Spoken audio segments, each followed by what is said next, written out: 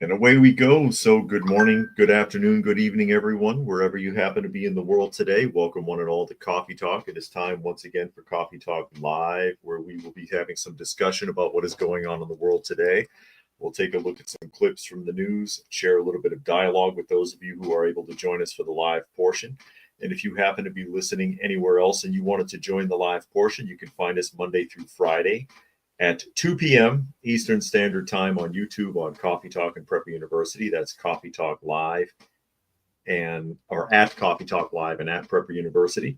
You can find me on X at Coffee Talk Chat, and you can find me on fistfulofradio.com, podcasting out of Atlanta, as well as Rumble, and that would be Coffee Talk 2, although I cannot cast the lives to Rumble anymore because that was only allowed on Restream, and now I'm back over to StreamYard because they have better audio. And that's just how it is.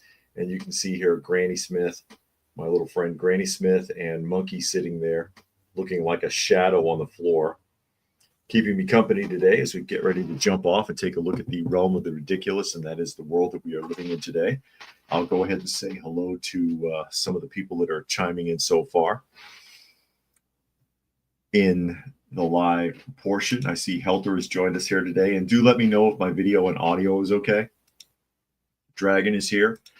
Bob, Brian, Monkey, Raccoon, Jeff, and Paul saying hello today, and hello to everyone else who cannot or does not want to chime in. And I see Kimberly is here as well as Tuck joining us, and Fluke Man. And Raccoon says it looks and sounds okay. Good. At least if the audio is good. I know the one day last week, the video got really weird. It wasn't working properly. Again, I've got Granny Smith and Monkey in the room, keeping me company today as we get ready to jump into the realm of the ridiculous. We will be talking some about Tesla here shortly. I wanted to run over a few other things really quickly before we get to the meat of the story that leads into, of course, today's thumbnail. And so we may as well start in Boston. I used to live in Boston. I'm glad I'm not there now. The way things are being run, I'm glad I'm not there now. It was weird enough when I was there. So things have gotten so much worse under the leadership that have been running that city for so long. And I give you the mayor of Boston, New York Post article, Boston mayor under fire for doubling down on sanctuary city laws and pro-immigrant speech. There she is, Mayor Wu.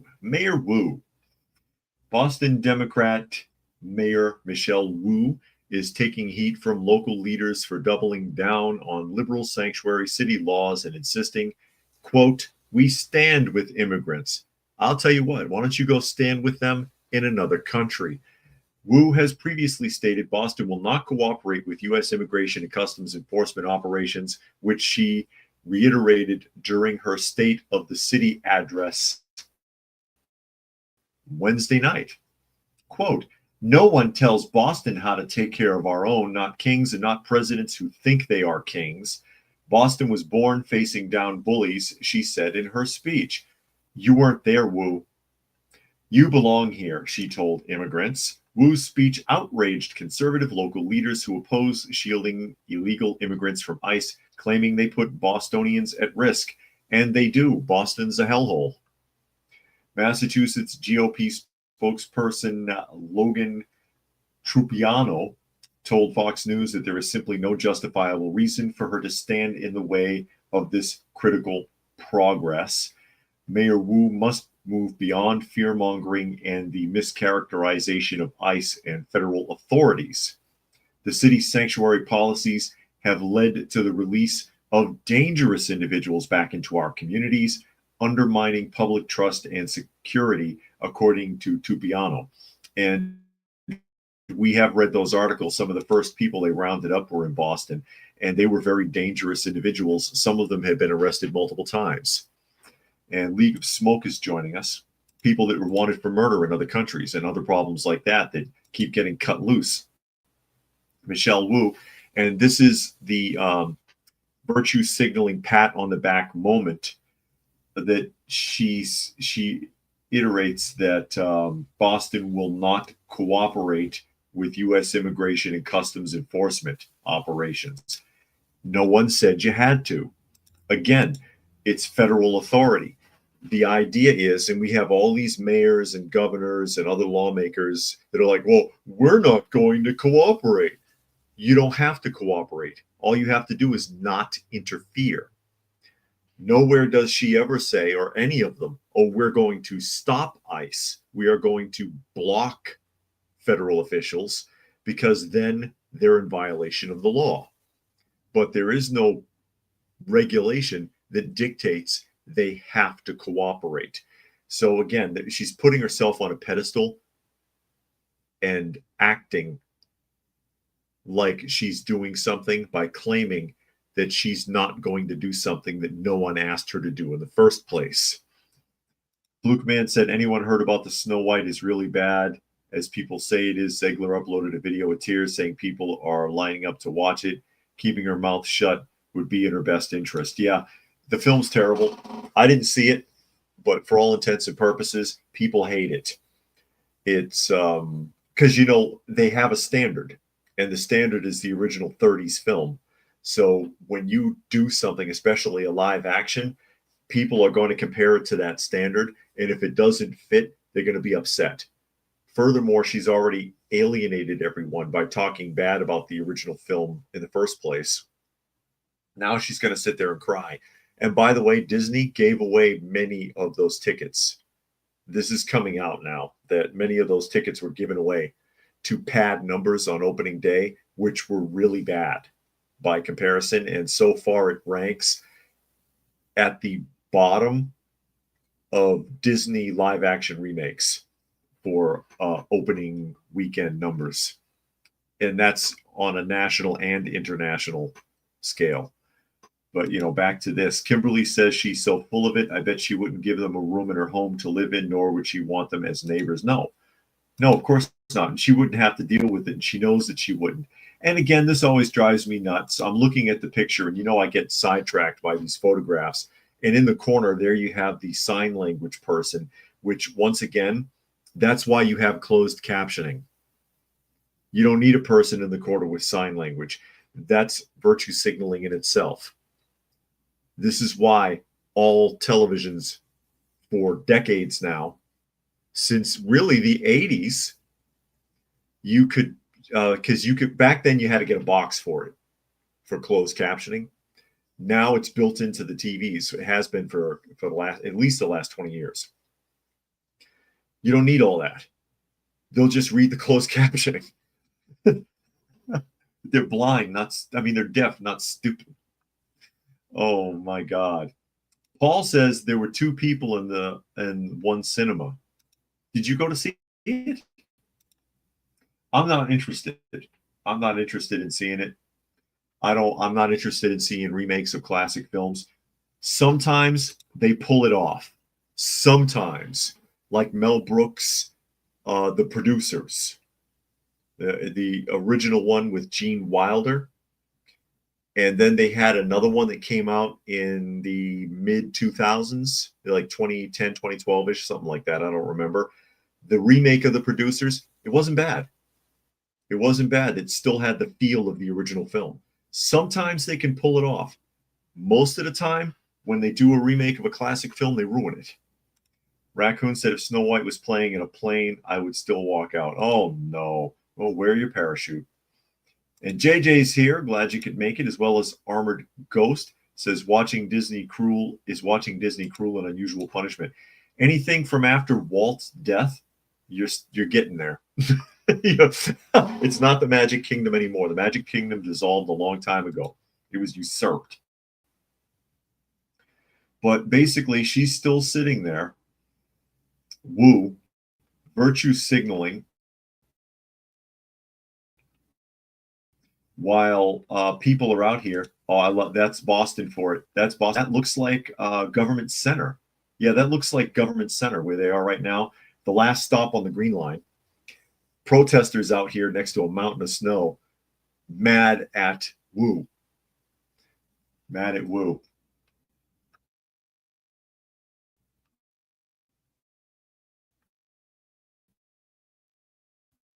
It's funny how I can look at that and know where the hell it is.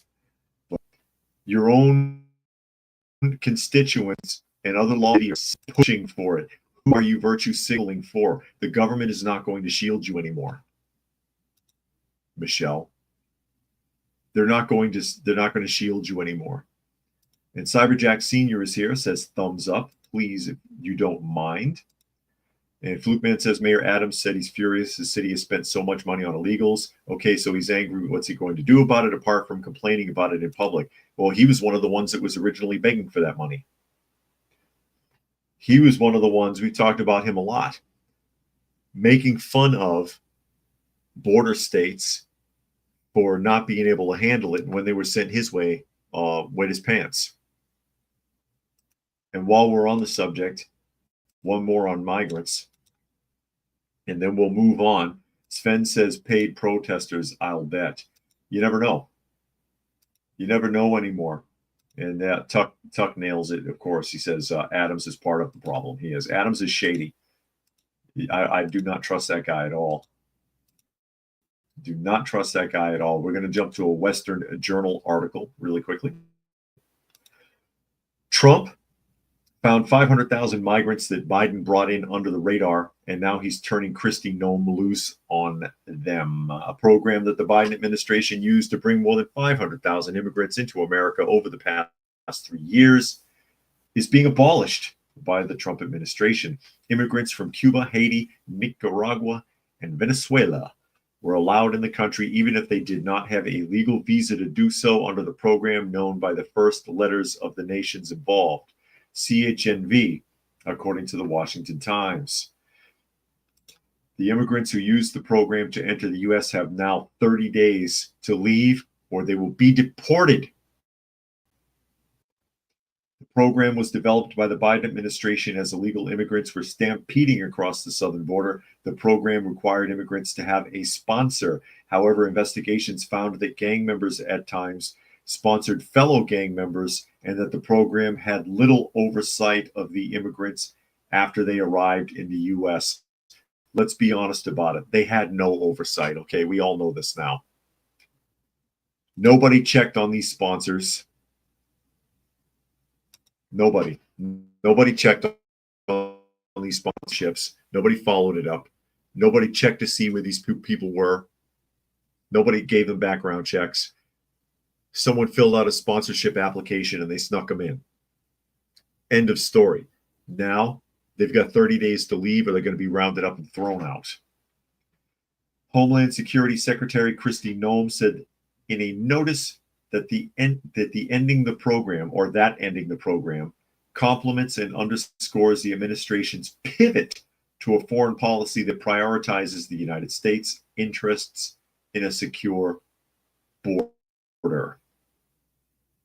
These programs do not serve a significant public benefit, are not necessary to reduce levels of immigration, did not sufficiently mitigate the domestic effects of illegal immigration, and are not serving their intended purposes. They are inconsistent with the administration's foreign policy goals. That's a quote. Upon review, Department of Homeland Security concludes that this deterrent and incentive approach did not result in a sufficient and sustained improvement in border security and has exacerbated challenges associated with interior enforcement of the immigration laws. And again, that's a quote from Noem. It says CHNV parolees and other recent arrivals have competed for limited resources such as housing, food, transportation, education, legal services, and public benefits. Translation, welfare. Okay. Department of Homeland Security said it will remove program participants who do not leave by the April deadline. Dum, dum, dum. Yeah. Kimberly said she loved the Martha's Vineyard relocation. Oh, yeah, when they sent the buses to Martha's Vineyard, that didn't last 24 hours. JJ said it's like the previous administration was trying its hardest to destroy this country. It does.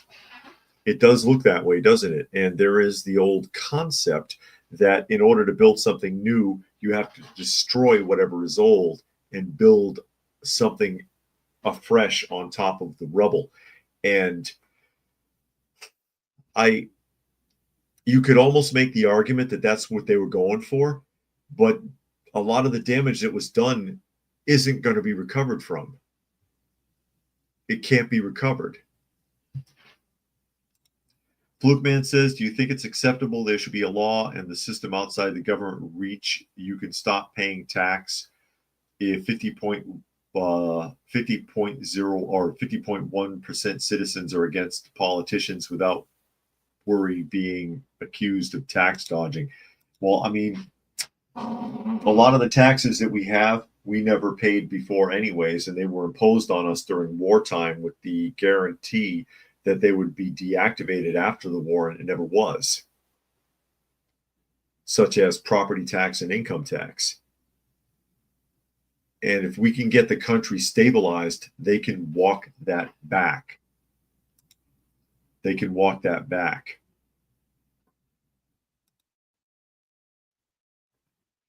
And that would be nice, especially property taxes. I have a huge issue with property tax because if you're paying tax, you never really own your home because they can take it from you in a heartbeat for next to nothing. The smallest infraction, and they can seize your property and sell it at auction. So you don't own it. You don't own it if you're paying taxes. And then the stuff they spend the money on is ridiculous. I mean, I can understand certain things. I've talked about our own property taxes before. Okay, you charge $15 a year for streetlights. All right, fine. You charge $38 a year for water and sewage. Okay, that seems reasonable. But charging a couple of thousand for public school and the system is a failure and we don't even have kids in public school, it's insulting. I think it's insulting. JJ says, I think we all have an issue with property taxes. No kidding. It's how they gouge you. All taxes. But now we can get into the thumbnail. We can jump to the thumbnail. Tesla taking a pounding all across the country. And there's several stories on this. This one's a little bit older. I also have one that's breaking. It's come down the wire within the last hour, actually. Because explosives were found at Tesla dealerships this morning. But I'm going to read the other. What is this? No, I don't want that. Hold on a second. I had to close something out from an ad. Hopefully it doesn't hem me up here. But we're going to open up a Newsweek article, or I'm going to try to. You know how it is sometimes. Newsweek article on Tesla. Here it comes. Tesla cars smeared with feces by anti-Elon Musk protesters. And this is just the tip of the iceberg, okay? This is just the tip of the iceberg here. I don't think there's a video of this, but there were a lot of fires. You can see a fire there. People Molotov cocktail firebombing Tesla cars. They've been cutting tires, breaking windows, keying up the cars, spray painting them. And this one guy in particular takes the cake here. 2 Tesla vehicles were vandalized by people who wiped feces on them, indicating that a new car company has become a target for vandalism and protest in the wake of the CEO's increasing political activities. I don't know if we have the footage here. It says the 2 incidents, which happened in different parts of the country and appear to be unrelated, were both recorded by Tesla's Sentry Mode security system, which captures footage directly outside the vehicle. And this see that person had that's video. This is the oh, they do have both of them. I'll run that clip as they walk by, and that occurred in St. Petersburg, and that was a man with a bag of canine feces. And this one really takes the cake right here. I don't think they have the video footage of this. I've seen it, but I don't know if I could show it. I'm going to put this image up. I know not everybody can see the pictures. Okay. The guy on the left in the shorts with his hand behind his back is reaching down in the back of his shorts, crapping in his hand and wiping it on the car, which he reached in his, I'm trying to remember, he reached in 3 or 4 times and did this. Armored says Tesla destruction probably involves Democrat infighting. Monkey says, isn't it funny that the message 4 years ago was to make everyone get an EV, and now suddenly they're firebombing Teslas? Indeed. JJ says the irony here is that some of these people were singing the praises of Tesla for advancing EV technology. Yes. And Raccoon says beyond disgusting. Monkey said literal third world country action. Indeed. But that, I mean, that's just the tip of the iceberg. This story just stood out aside from the rest of the damage. Okay. What kind of person? It's like a chimp at the zoo, because you know they'll crap in their hand and throw it. Okay. You're like a chimpanzee. You are crapping in your hand and wiping it on the car. What goes through these people's minds? What goes through these people's minds? And then again, that, like I said, that one just really, really stood out for me.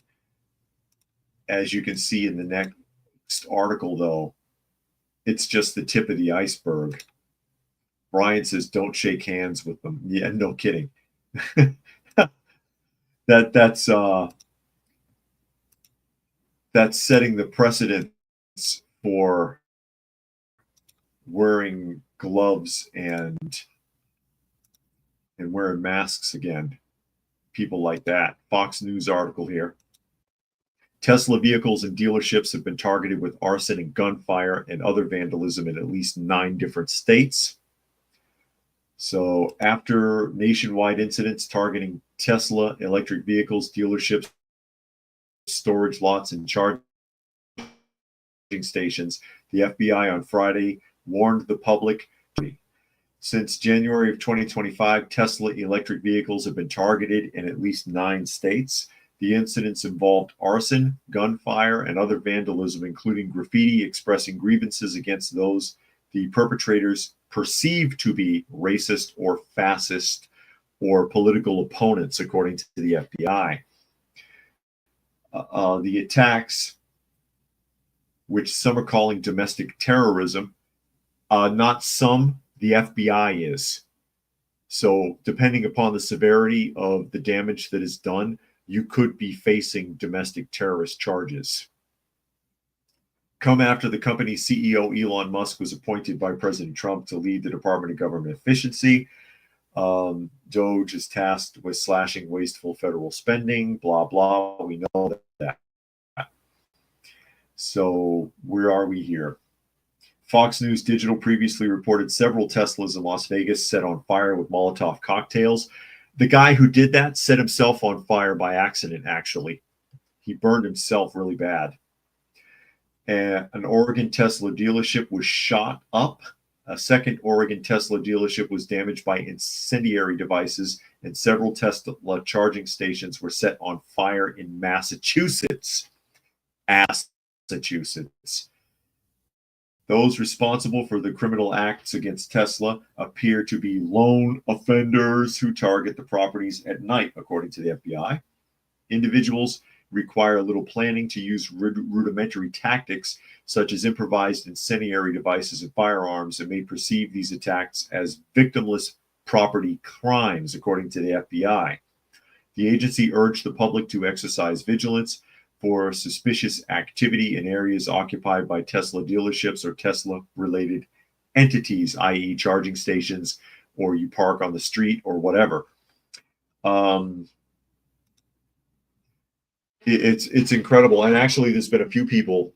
I know the one guy with the Molotov cocktail set himself on fire, and another guy with, I think, a cup of gasoline or something set himself on fire as well, burned his arm. If I'm thinking of the right thing. And it's beyond stupid. First of all, you think you're hurting Elon Musk by attacking a vehicle that's privately owned and it's probably already been paid for? Secondly, the Teslas have wraparound video surveillance. Anytime a person approaches any of those vehicles, the cameras turn on and it films everything. That's how they're catching all these people. You're so stupid, it doesn't occur to you you're going to be filmed. And then look at the range of attacks. We're going from Molotov cocktails to feces, up and down the scale. Okay? Up and down the scale.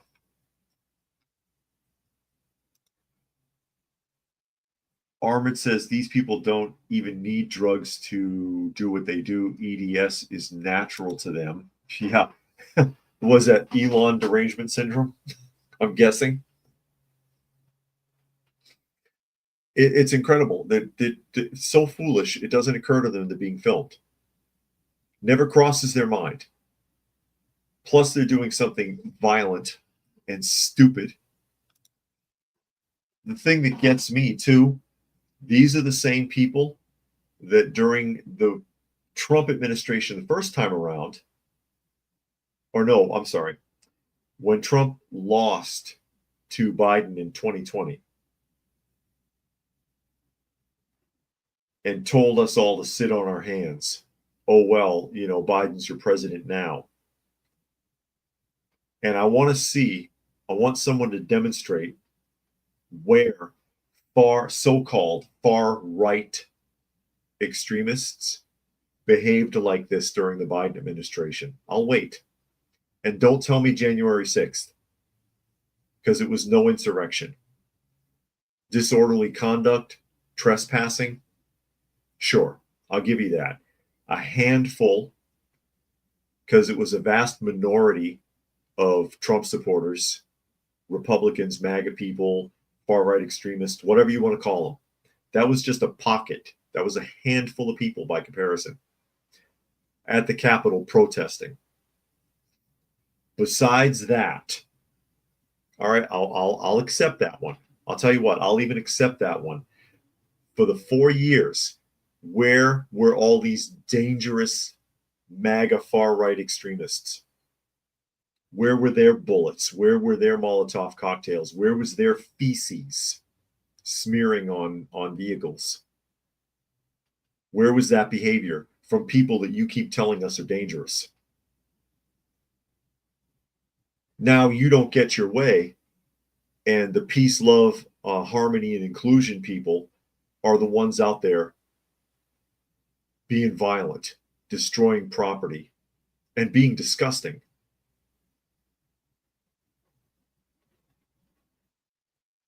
Hypocrites.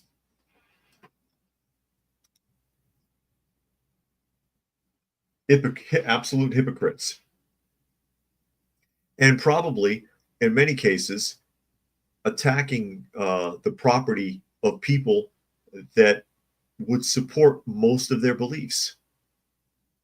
Because a lot of people buy electric vehicles to virtue signal. JJ says this is beyond stupid. I would say that EV ownership runs higher among liberals.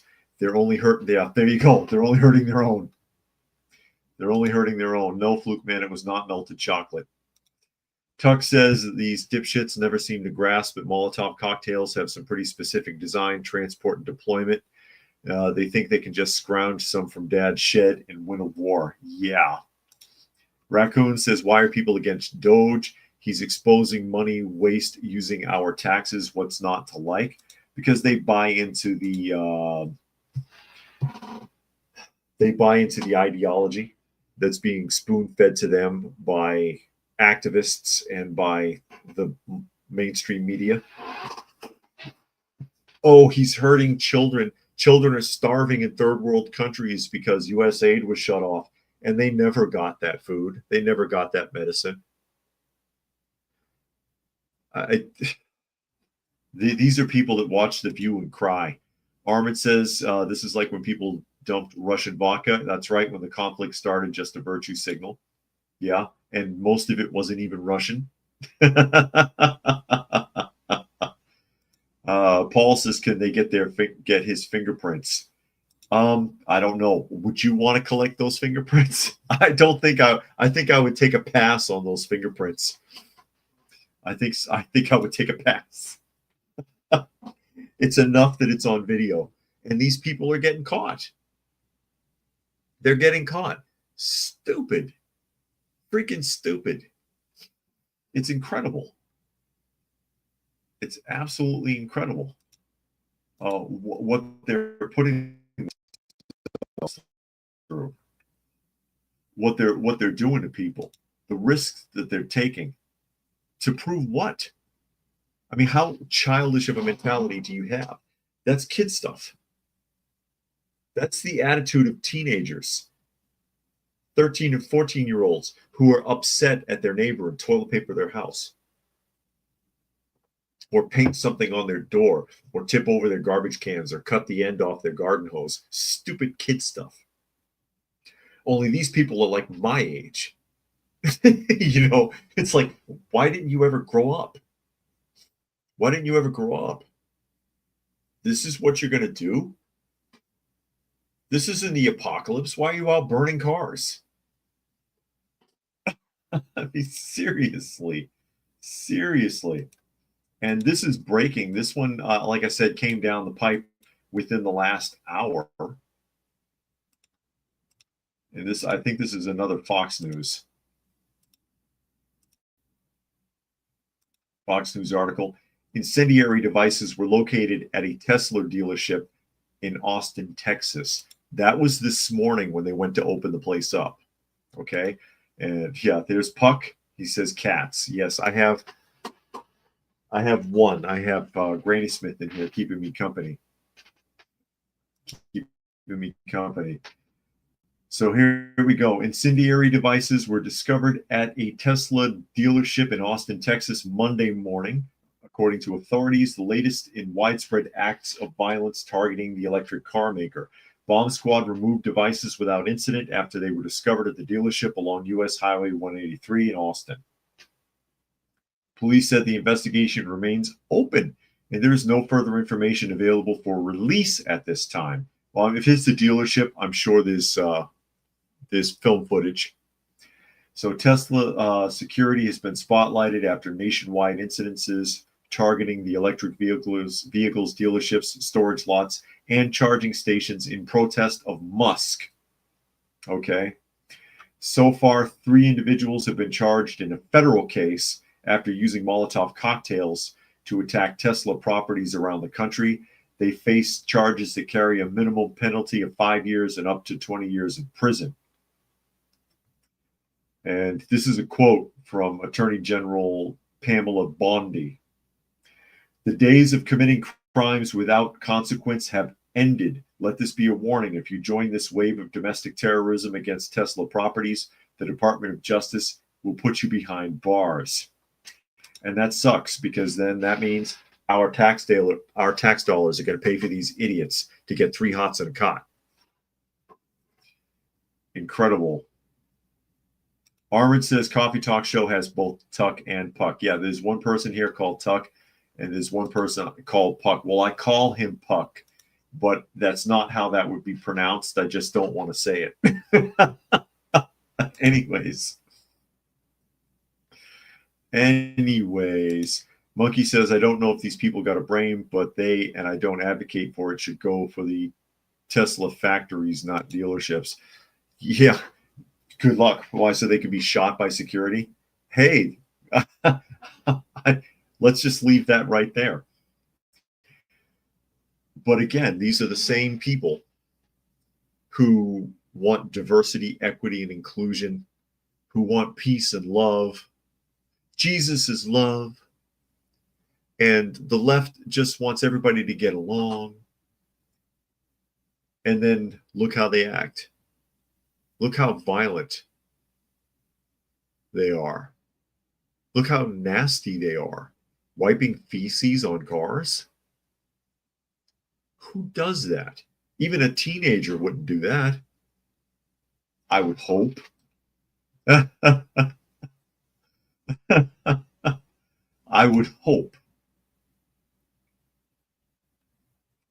And again, aside from, and I throw it out there loosely, aside from January 6th, the disorderly conduct that took place on January 6th, show me an example of so-called dangerous MAGA far-right extremists all through the Biden administration. Where are they? Where are they? Where were their fires? Where were their shootouts? Where were they flinging poo or cans of soup? Where are they?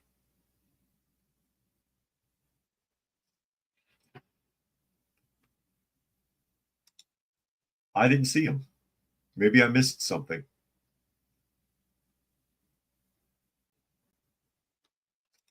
JJ says, considering some of the factories in China I don't think the Chinese would put up with it. No, they would not. You'd never see them again. They'd end up in slave labor camps. And Nature Nerd says EU to confiscate people's unused savings for defense. Really? I haven't seen that story. I haven't seen that. I'll have to look for that later. Excuse me. Monkey says, I think these people have narcissistic traits, but don't think they're narcissistic themselves. Well, no. Even if you did think so, you would never admit it. You would never admit it. These people don't admit their faults. It's always somebody else. They're always great at pointing out other people's faults, and they're just as guilty, if not more. Or they point out things that aren't there, hiding their true nature, misdirection, redirection.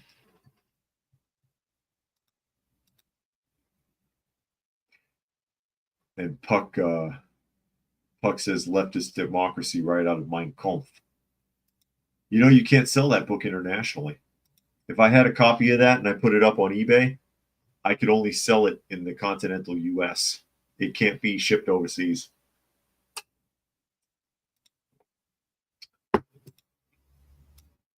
As we move around here, we'll get away from Tesla for a little while. I'm sure there's more to come on that. I'm sure there's a lot more to come where Tesla is concerned. Excuse me. As these idiots. I mean, what do they think? Again, they think they're in the zombie apocalypse here. What are they going to prove? They think all they're going to do is encourage like-minded individuals and expose them, which is probably a good thing, because then they can be rounded up. Puck wants to know if I'm getting the Tesla robot. Hey, I saw ID4. I can't afford a Tesla robot anyways. Are you kidding? CNN article. RFK Jr. wants to eliminate the FDA's controversial food additive program. Oh my. I think it's a good idea without even reading the article. Based on my experience with the food industry. Remember, I used to work for Frito-Lay. So U.S. Health and Human Services Secretary Robert F. Kennedy has begun the process of eliminating a U.S. Food and Drug Administration program called GRAS, GRAS, or Generally Recognized as Safe. That's what GRAS stands for. Generally recognized as safe. That critics say has been abused by the food industry for decades. It has. You know what else is generally recognized as safe? You know what falls under GRAS? Play-Doh. You want to make a Play-Doh sandwich and eat it? Nearly 99% of new chemicals used in food packaging since 2000 were green-lit for use, not by the FDA, but by the food and chemical industry. During that period, food manufacturers asked the FDA's permission to introduce a new substance only 10 times. So in 24 years, the FDA has only approved 10 substances. Meanwhile, thousands of other substances were approved by the other agency, which apparently doesn't test anything. So it goes on to say, for far too long, ingredient manufacturers and sponsors have exploited a loophole that has allowed new ingredients and chemicals, often with unknown safety data, to be introduced into the U.S. food supply without notification to the FDA or to the public.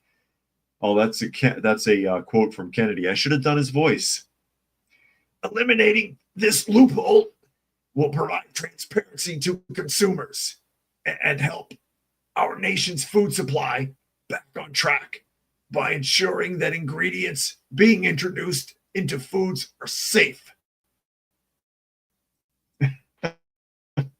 Indeed.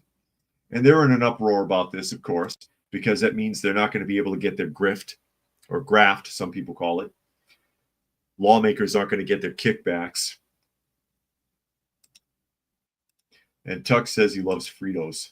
Fritos are best hot. Fritos corn chips, especially the chili ones, you know what you do? Fresh off the conveyor belt is the best way to eat them because they're still really hot. And what you do is you don't put them in the microwave. Put them on like a cookie sheet and cover them with a paper towel in the oven for just a few minutes and then take them out so that they're just hot to the touch. Try it like that. Seriously. It'll taste like it came off the conveyor, but you got to cover them so they retain the moisture. So give it a try. But again, I used to work for Frito-Lay. I didn't make Fritos. I worked in a different department. I worked in corn. So I did Doritos. I did scoops, that kind of stuff. Dipping chips, whatever was made out of corn. I didn't do extruding or corn chips or standard potato chips. That was other parts of the plant. And they do all kinds of weird stuff that's not put on the bag because anything that happens chemically to the mix before it runs through the cooking process, they don't have to tell you. That's a loophole in the FDA. And I've talked about this before. It's the enzyme. They had an enzyme in the corn department, and it was imported. We used to get it by the pallet. It was be a case with 4 1-gallon jugs, and we'd get whole pallets of this stuff delivered. And it was coming from like Greenland or something.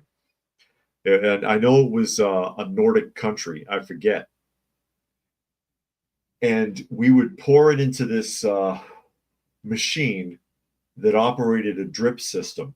Because you have your cooking tanks up top, and they had to be high up in the building because it's really hot, and so you don't want it too low. So they put it up high, and that's where the corn that was transferred from the rail cars would go into the silo, and then the silo would transfer it into those basically cooking pots to soften it up so that you can make the corn maza. That is the corn dough.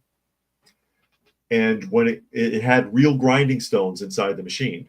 So the corn would run through the grinding stones, and there was a tube that would drip water into the center of the stone while it was grinding. And this enzyme drip was connected to that tube and would drip this mystery enzyme that we weren't allowed to know what it was because it altered the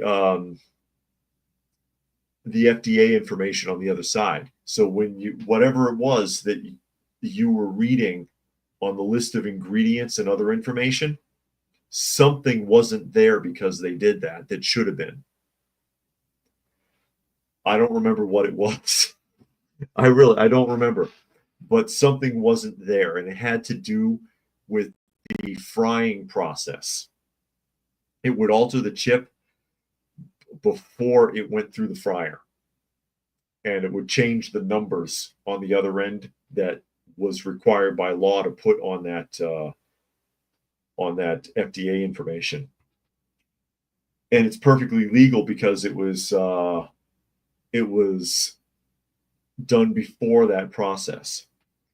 And they told us it was perfectly safe, but don't inhale the fumes and don't touch it without gloves. Indeed. Nature Nerd says Fritos have simple ingredients according to the bag. Flukeman said, is it true FDA scientists approve ingredients because they only work part-time? Chemical companies pay these scientists to give their chemicals a pass.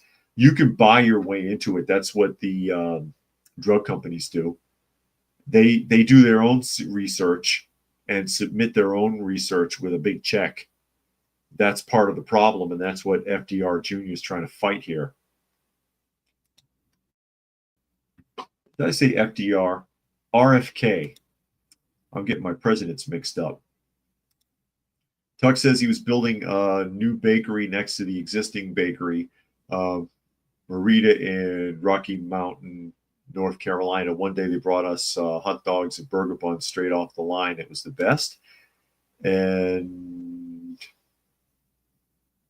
Alice Pleasance says, I'm trying to get hired at the post office as a clerk. What's your opinion? I know you have a wide array of job experiences. Well, I never worked for the post office, Alice. But from what I understand, it's a decent enough job. Lord knows they don't seem to do anything. You seen the lines at the post office? They are not in a hurry. But I mean, it's a decent enough government job. Otherwise, it couldn't hurt to give it a shot. Yeah, Tuck says mystery enzyme wild. Yeah, I don't remember. I don't know what it was. And it was, I forget, Denmark, Greenland, somewhere it was imported from. And it was expensive. They told us be careful with it. It's extremely expensive. And, you know, it would use about a gallon of it during a shift, pumping through, I think. But I don't know what it was or what it was supposed to change, but it changed something. And it's one of the ways that they okie doke you in these food processing plants. Like I've talked about this before too. Anytime you see on a packaging, it says, oh, 20 grams of fiber, and they try to brag that it has fiber, all that means is they didn't wash the stuff. Because in Frito-Lay, when they did that, extra fiber in the chips or whatever, special fiber plus bullshit. All they did was reduce the cooking time on the tanks, because the purpose of the cooking and washing is to get all the husk and anything else off of that corn.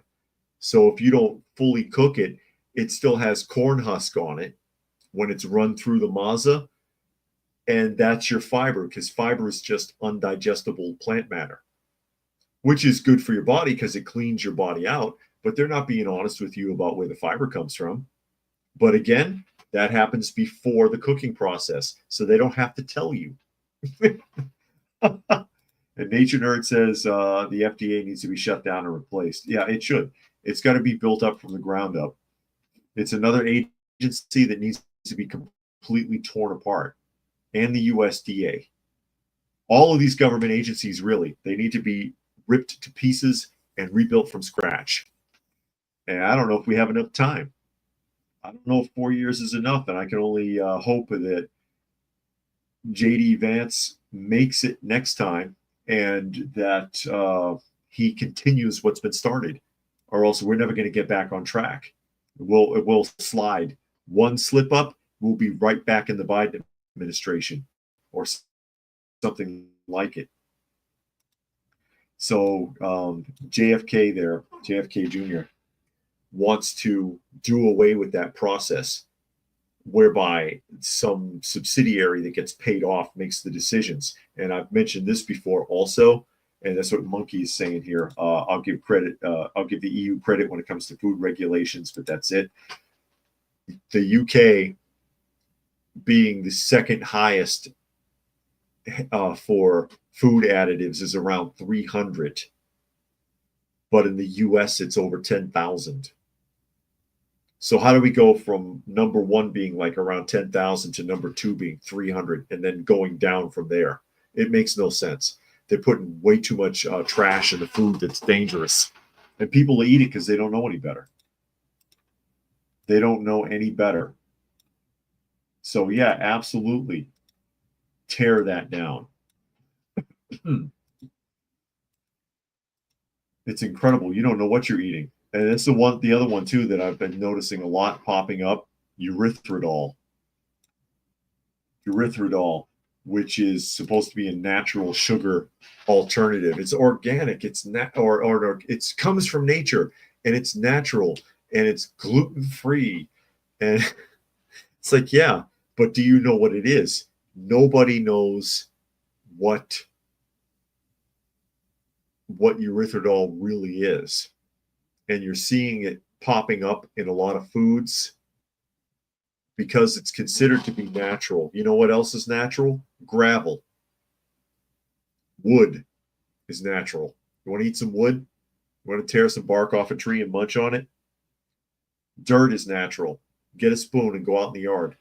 The erythritol is a chemical that has been chemically extracted from fermented sugar liquor, is what it is. And it's linked with heart problems. It's not safe really to eat that, but technically it's natural. So they could put that on the label. Oh, it's a natural alternative to artificial sweeteners. Well, in theory, it is an artificial sweetener, but because you fermented sugar and made a liquor out of it and then put it through this chemical bath to separate out a specific enzyme and crystallize it, there's nothing natural about that.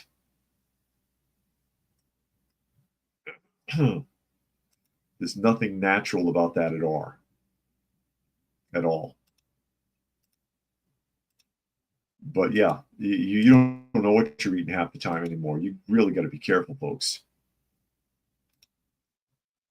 As we jump to the next article here, and this is going to be a New York Post again. Jessica Aber, U.S. attorney, found dead, was in charge of high-profile cases targeting the CIA. Oops, another one bites the dust. Former U.S. attorney in the Eastern District of Virginia who was found dead Saturday morning has been in charge of some of the biggest cases targeting leaks in the CIA and Russian nationals carrying out fraud in America. Officials are investigating Jessica Aber's cause of death after the 43-year-old was discovered unresponsive at her home by Alexandria Police Department officers just before 9:20 a.m. Saturday morning. Prior to her resignation in January, the Biden-nominated attorney saw one of her biggest wins in court with the ex-CIA analyst Asif Rahman, 34, pleading guilty to leaking top-secret documents about Israel's plan to strike Iran last year. High-profile case saw Rahman posting documents detailing Israel's October strike on Telegram, forcing the Jewish state to hold off on the retaliatory attack against Tehran.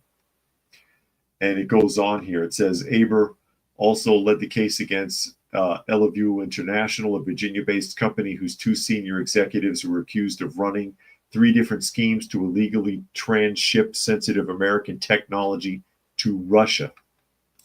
So this is a district attorney who had several cases against the CIA. She quit in January. She turned in her resignation. I guess it wasn't soon enough. It doesn't say cause of death here, but that is pretty suspicious. That is pretty suspicious under the circumstances. Tuck wants to know if she had information about the Clintons. Who knows? Who knows? Sven says she forgot who was paying her. Tuck thinks she was murdered. She might have been. She might have been. And just because there's the possibility, okay, she left her job, she might have been planning further whistleblowing on other information that she had that perhaps she was not able to exercise in her former position.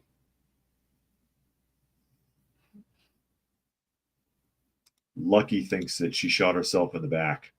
Yeah, I know. in the back of the head 3 times. It was very tricky to orchestrate that. I think that's suspicious, and that's why I brought it up. I always think that's interesting when you see something weird happening to whistleblowers or to people that are tied up with the FBI or the CIA that way.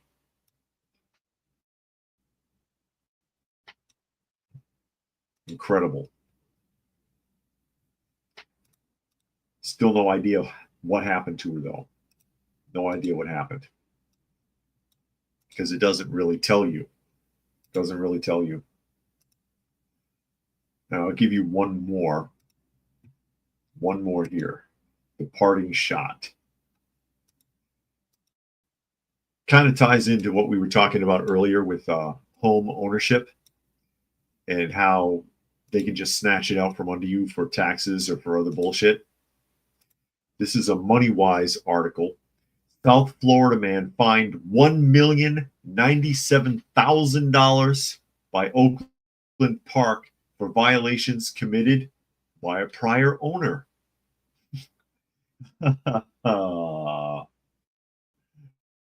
Okay, let's see here. According to Dorsey, the letter, it says he got a letter with this fine. Dorsey is the homeowner. Says he was responsible for $1,097,400 in fines tied to 4 minor violations committed by the previous owner. Petty violations, such as overgrown weeds and trash in the carport,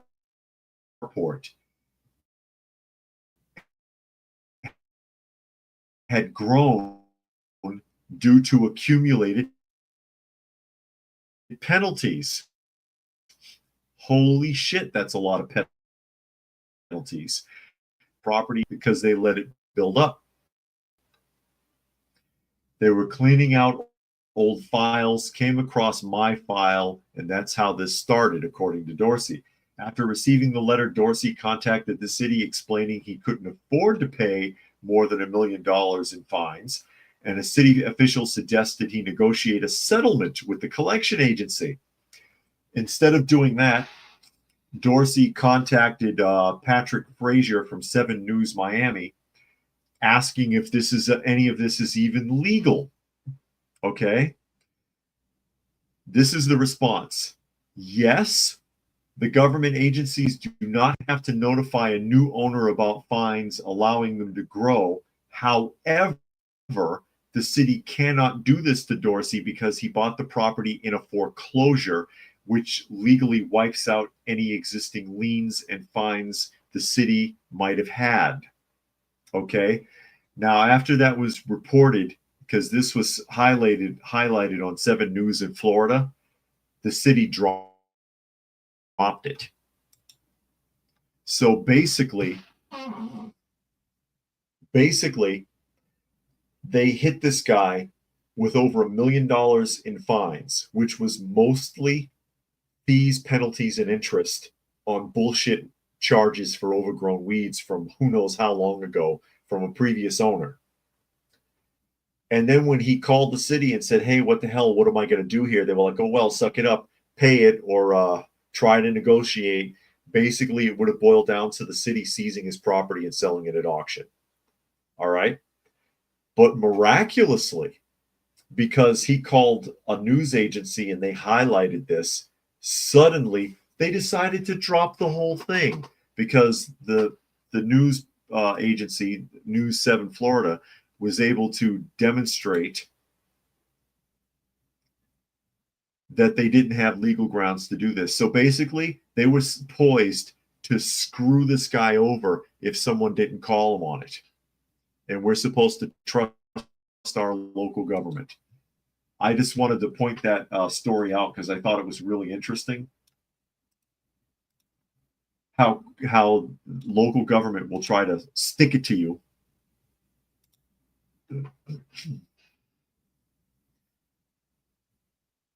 And then how they walked it back when they were called on it. JJ says he want to know who's interested in the land and what they're trying to build. Puck says, sound like another Killdozer episode about to happen. No, he knew 7 saved his butt.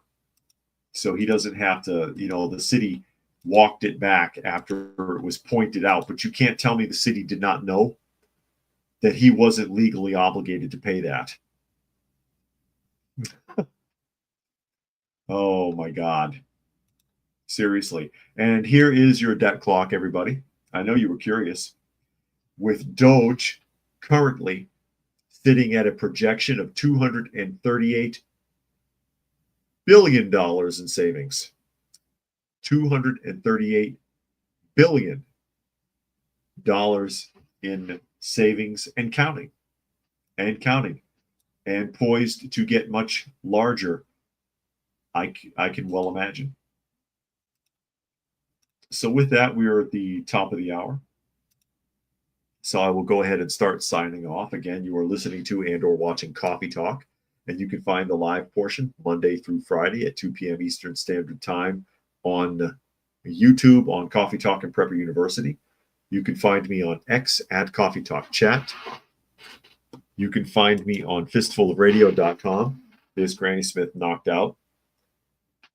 Fistfulofradio.com, podcasting out of Atlanta, as well as Rumble Coffee Talk 2 with the number 2.